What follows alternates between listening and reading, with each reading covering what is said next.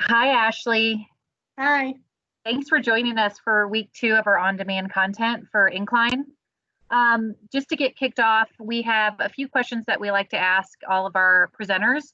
I know you'll introduce yourself in your presentation, but maybe you can kind of tell us and start off with what your favorite part of your job is while you're at Hinkle.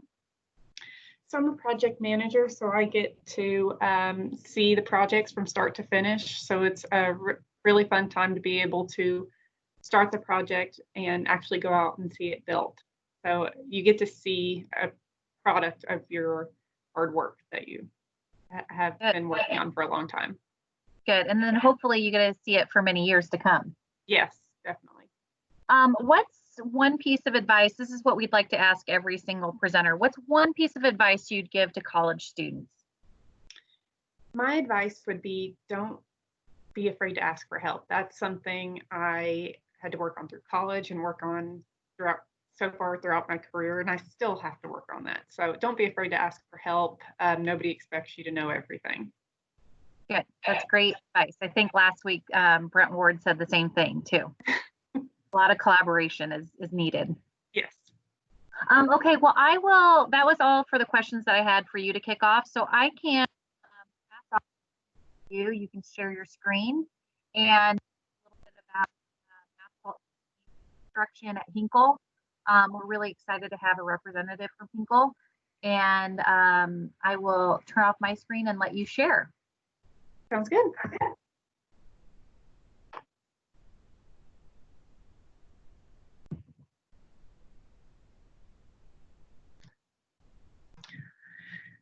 Well, as Amanda said, my name is Ashley. I work at Hinkle. Hinkle is in Paris, Kentucky. We just celebrated our 75th year back in 2017. So we've been around for quite a while. We've been with Summit since 2010. Before we get into talking about the best practices for paving, I'll tell you a little bit about me. I was raised in Eastern Kentucky. I've been married to my husband for 7 years. We've been together for 14. We have a 5-year-old daughter who's actually turning 6 this month, going on 13. So we'll see if how she is when she is 13. I am a graduate from the University of Kentucky. I'm sure all of you have heard of the Kentucky Wildcats. And right now I'm project manager estimator for Hinkle. However, before I came to Hinkle, I did work for the transportation cabinet for Kentucky. I worked there for 3 years, and I also worked there throughout college during the summer. So I did get some experience in their construction offices. I worked with Hinkle, and that's how I came to learn that Hinkle had an open position. So let's get into paving best practices. First off, my first question would be, what is the top priority when it comes to paving or any construction project for that matter? So this one's easy. It's the top priority for Summit. We always want our crew members to come home the same way that they left. They need their 10 fingers, 10 toes. We want them to be home. As you can see, my daughter knows about safety. She didn't necessarily need it while I was driving, but I assume she thought it was necessary. First and foremost, you need the proper PPE.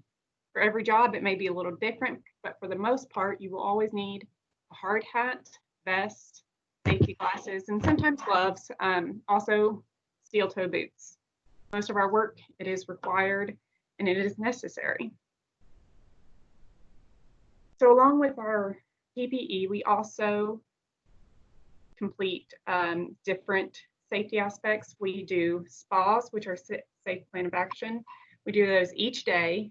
Our crews do. They all get together in the morning before they start their work and talk about what they're going to be doing that day.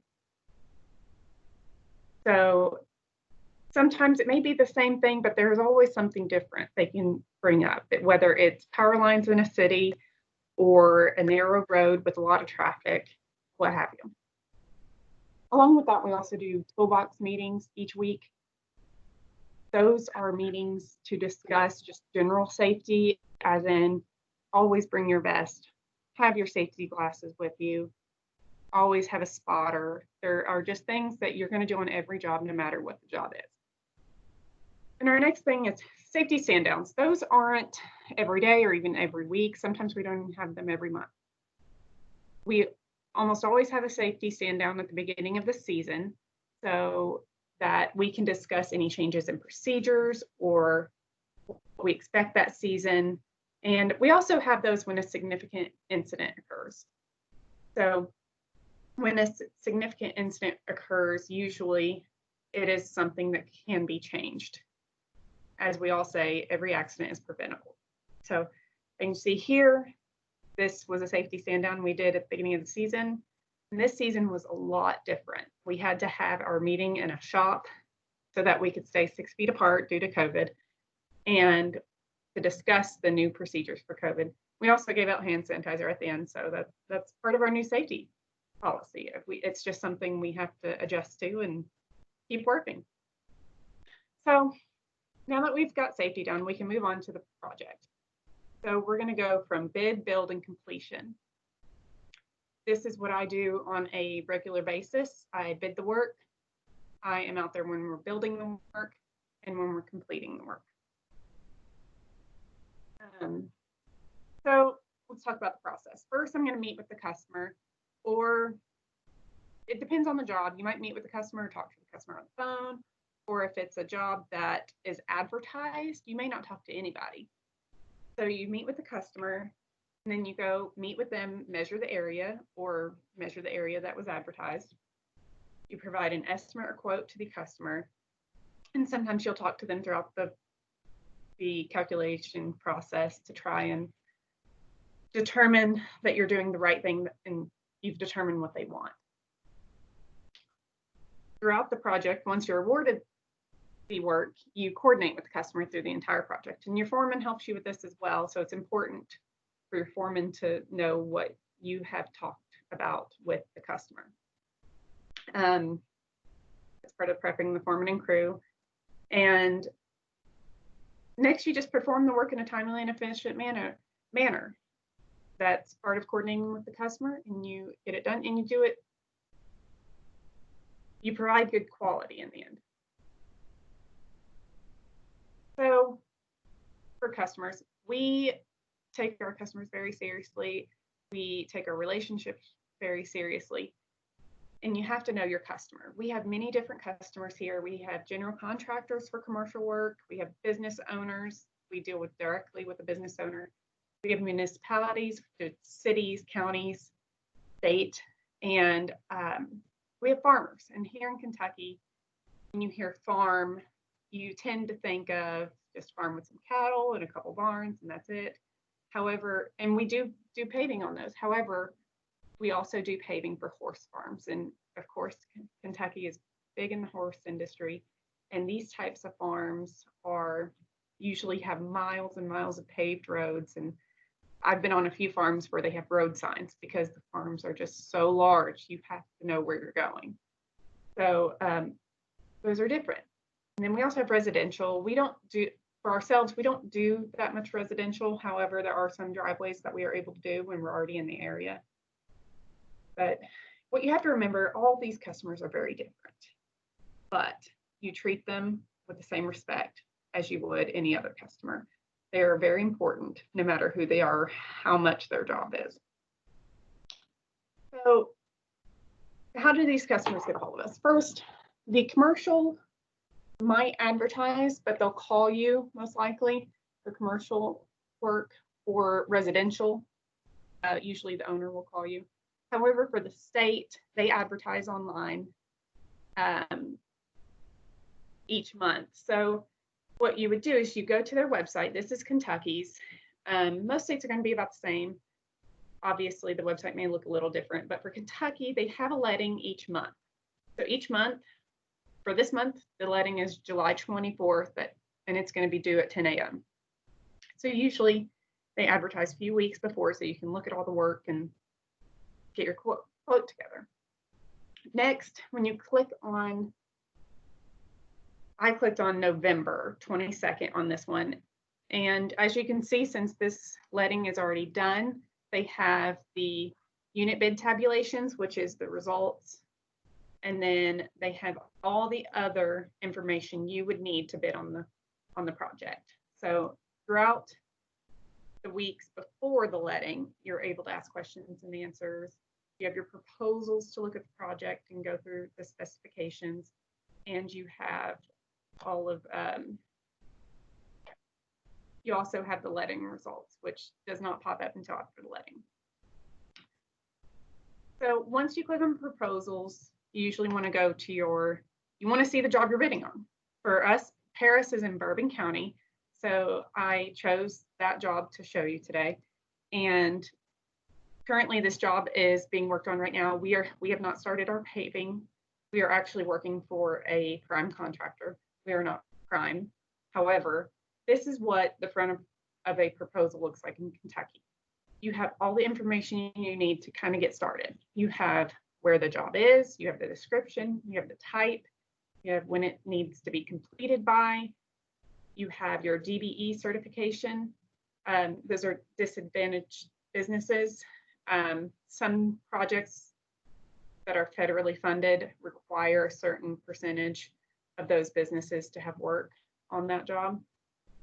So this is what you'll get from the sheet. And then next, I'm just going to show you the table of contents. This is probably a 300-page proposal, so I'm not going to go through every page. So I'll just show you the table of contents.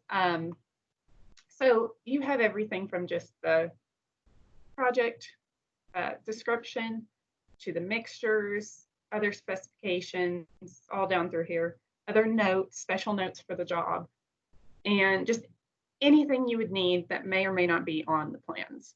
So then at the end of the proposal, you have a list of the bid items with the quantities that you will be bidding. So the state determines quantity you are bidding as well as what you are bidding, and you just fill in your unit bid prices. So this is an advertisement for a municipality, in particular, City of Cynthiana. This is actually one I'm working on right now. So this is due next week on the 14th at 4 o'clock. You have to have it in, it has to be sealed, and then they will open it at a public meeting at 5:30. This is going to be a city commission meeting, and sometimes there are openings where they open them before the meeting, but then they still have to vote on them. Municipalities have to vote on awarding the work, and sometimes they can reject it. So these are a lot different than the state. So when you start estimating, the most important thing is to measure, and then measure, and then measure again. Trust me, I have learned this from making a mistake or two, and you will make mistakes. However, you learn from them, as I have. So as I said, measure twice, cut once, because once you give it to the owner, it is not an easy thing to tell them you messed up and need to redo their quote. So definitely check your calculations. And if you're measuring, say, a driveway, I mean, you're using a wheel, you've measured it. But when you do your calculations, check your calculations. You could have just written something down wrong and not realized it. But just double check everything. So for jobs that have plans, you're going to be measuring off the plans, because some jobs they don't exist. The road doesn't exist yet. So you have to use the plans. You have to rely on the plans. So you go through the plans to check the quantities, say that the state has given you. Or on commercial work, they don't give you the quantities. So you have to measure the plans. I use a digital instrument to get my measurements, or you can use programs online. There are many different ways, or you can do it by hand with a scale. So as you can see here, this is the front page of plans in Kentucky. They generally look the same. They have the same information in other areas. So you've got the beginning and end, just an overview. You have where, you have the type of job. You have the standard drawings that are referenced. The state has their own standard drawings, and all of these you can reference for different items. This also has, as you can see, what type of road it's going to be. the design speed, so on and so forth. Um, so your next sheet will be very important throughout the entire process, because you will need to know what you're looking at. There's the legend, and it tells you what each line looks like and what it is. So that's very important to find, and just kind of keep a tab on as you're going through the plans. So here's an overview of the plans. This is probably a little hard to see. However, believe it or not, this is probably a clean set of plans compared to some that I've seen. Sometimes there are lines all over the place and you can't see what you're looking at, but you just have to get through it. So this new alignment has, or this, actually it's the same alignment, but it's a little wider. So they've changed the center line. This is the center line, and these marks denote part of the stationing, and your stations are up here. So you're at 33 plus all here, and then you can go through and just keep going down the road.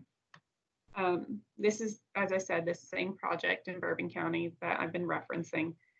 And on this sheet, there's a lot of utilities. It's in the city. You'll always find utilities in the city. So they, instead of trying to mark them all out on this plan sheet, they have them listed down here with a station. That makes it a lot easier.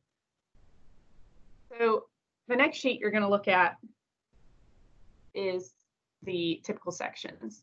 This is a very important sheet. This is probably the first sheet I tend to just flip to, just to see how thick that the asphalt is. This is important in trying to find your production and how long it's going to take you. So here I've got a detail of the thicknesses. You've got crushed stone base, you've got asphalt base, and then another layer of asphalt base, and then surface. Surface is what you drive on. Now, obviously, this is essentially new construction, so you're going to put the stone down. Here it has some fabric.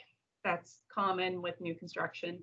And then you've got the stone, then the base, and then the surface. This is very common with those types of asphalt are very common. The only thing that changes sometimes is the class, which is more quality control that's done in the lab. Won't affect you out in the field. And then the type of oil. And then the type of mix. This is a 0.38B. So that's important to know because these mixes are going to cost more or less depending on what type of mix it is. Generally, for resurfacing projects, we use a D mix. It's cheaper usually, but it depends on where the project is, what type of traffic is on it. So these details are very important. On that same sheet, you have your typical sections of the road. Those show what the road will look like, the widths, where your center line is, and then your fall. Obviously, this has curb and gutter, so that's where you want your water to go. 2% is pretty common for most streets, unless you have a curve for super elevation. This also shows you the sidewalk and utility strip. Generally in paving, you're not worrying about that. I do have a current project where we are prime, and all of this is something I do need to know. So there are times you need to know all of it, but for the most part, you're going to be a subcontractor for paving on a new job if you don't do the grade work. And also, you might have, some jobs may have 10 of these typical sections, and then it'll be different stations because it'll just change depending on the elevation of the road or the layout of the road. The typicals might change. So here you've also got your profile of the street. So, I mean, this is only it looks like a pretty big hill, but it's not. If you look at the elevations, it's maybe a 6 or 7 foot difference. So it's really not a whole lot. This is around the same stations that we've been looking at. That first sheet where you got to see an overview is the same station. So on here, you get your elevations of your pipes, your utilities, and of course your roadway and your existing roadway. That dotted line is your existing. And what you also find in the plans are cross sections. These are similar to your typicals, but these are more definitive for each station. And you also have the existing pipes over here that you can, on the left side there, you can see where they've denoted some existing pipes.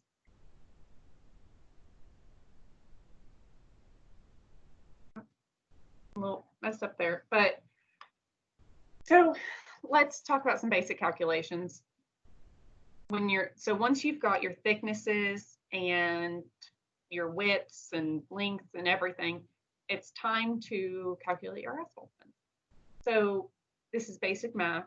It's length times width over 9. That gives you your square yards times your depth of your asphalt in inches. And then you have your density for asphalt. It's 110. And then you turn it into tons, so over 2,000. So as you can see in this example, you have a 1,000-foot long section of roadway that is 24 foot across. The average depth is 1.25 inches of 0.38D surface. So once you go through that calculation, you can see it comes out to 183 tons. So you just round up 184. Now, what's a little different, we lay stone as well. So stone calculations are different. As you can see, the density is different. It's 115. That's the only difference. And I've given you the same example, except it's 6 inches of DGA. And you get 920 tons. Now, with stone, you're going to have some waste. So I always add 5%, depending on the job. It could be a little more, but for the most part, I do 5%. So those are the basic calculations. There's not many others you need. You might have a few odd shapes where you have to do your square, you have to do multiple lines of square yards, but in the end, you can just add it all up. So once you've turned in your bid, you've got all those measurements, you want to see the bid results. So for a state job, this is what you get for the same job. You get a list of the materials as well as the quantity and the unit bid prices that the other contractors have submitted. So on here, as you can see, the low bidder was almost 15% from the engineer's estimate, which is the estimate that the state has come up with for the job. That's actually quite a bit. Usually anything more than 5% is rejected. However, there are times when the state will go back and look at their estimate, like, did we miss something? Is there something wrong with our estimate? I believe on this one, that's what they did. They had to go back and look at their estimate, and they ended up awarding it. So we are a subcontractor to Walker Construction for this job. This is a pretty lengthy job. We should have it paved in the next couple years. So that's state. So for cities and counties, typically awarded at a scheduled meeting with commissioners and magistrates. But for the most part, they don't really advertise the results. They might in their minutes, but a lot of people don't look at those. We tend to attend those meetings. They're public, they're open for the public, so we attend them. They see our faces and they get a chance to ask questions. For commercial, those can vary. They can call you with the results. There might be a public bid opening, depends on the job, and they'll email you, or sometimes they'll just send you a contract. So those vary greatly. So let's talk about the construction now. You've got the job, you've been awarded, time to talk about it. You get with the owner, get your schedule, you get started. So this job that I'm going to be showing pictures of is a job in Tennessee that we are actually performing right now, just over the Kentucky-Tennessee state line. So what you see here is obviously our dump truck, and then right behind that dump truck is something called a shuttle buggy or a material transfer vehicle. We have somebody running that, and then we have the paver. The reason why we have that shuttle buggy is so that the truck is not backing directly into the paver, therefore not bumping the paver and creating a bump in our asphalt. Sometimes that can affect the ride quality. So the asphalt goes through that machine and into the paver. Here's kind of a side view. You see our person up there, he's able to see the asphalt going into the paver, and he's also able to see the paver operator so that they can communicate, and he can see the truck driver. So on the back of the paver, you have two screed operators. They are controlling what the mat is looking like, what your new asphalt is looking like. So they run the screed, and that's what provides us our smooth asphalt. So you also have a ground guy that helps with that. If there's a rock in the mix that shouldn't be there, he takes it out. He gets a shovel. He's the shovel guy. Then you have the paver operator, obviously. Next, you have the roller operators. So first you have a roller right behind the paver, pretty much. It's our breakdown roller. It begins our rolling, starts getting it compacted. And then sometimes you have 3 rollers, but for the most part, we usually have 2. On some large jobs, you have 3. The first 2 pretty much do the same thing. The third one is our finish roller. They usually are the ones getting our final density. Some jobs require us to get a certain density, and we have to monitor that and turn in cores. They cut cores. So we have our own quality control technician. This is Brian. He is testing our density. He's not necessarily cutting a core there. As you can see, you can still see roller marks. So our finish roller is actually behind. You can't see it in the picture. You see the paver operator or the paver and the breakdown roller. So he's just testing out, see how many more passes the last roller needs to make. That way we don't have too much density or too little. Very important for that QC guy to be there all day. So here's a quick video. It's showing how the shuttle buggy, truck, and paver work together. It's very short, but as you can see, start that. As you can see, the asphalt's going into the shuttle buggy and then goes through here and goes into the paver. It's moving pretty slow. Usually when we use a shuttle buggy, we are moving slow. We do not want anybody to get ahead of themselves. That could result in a lot of pavement going onto the road in front of the paver, which is not something we want. So that's just kind of a general operation. Now, when we do resurfacing, which means just paving on top of old asphalt, just for yearly or every 7 to 10 years, we do not use that shuttle buggy. Usually that bucket that you see inside the paver is not there either. The truck is usually dumping directly into the paver. So, but on large jobs, we use the shuttle buggy. Once you get it paved, you get to admire your completed project once it's striped. This is obviously at an airport we did a few years ago. I don't have many aerial photos of our road job, so this was a good one to show. It looks pretty good from up there. I don't know, I don't think there was any complaints, so it looks pretty good. So now you're done. You get to finish your work and get to do some more. And you've probably been working on, say, 10 other projects during this entire project, but it's worth it. And that's what makes it fun. So, well, this is the end of my presentation. I hope you guys have a good year in school, and hopefully you stay safe. Thanks. Thank you, Ashley. That was really informative. Thank you. I'll end my screen here. Okay. Have a good afternoon. All right. Thanks. You too. Thanks. Bye.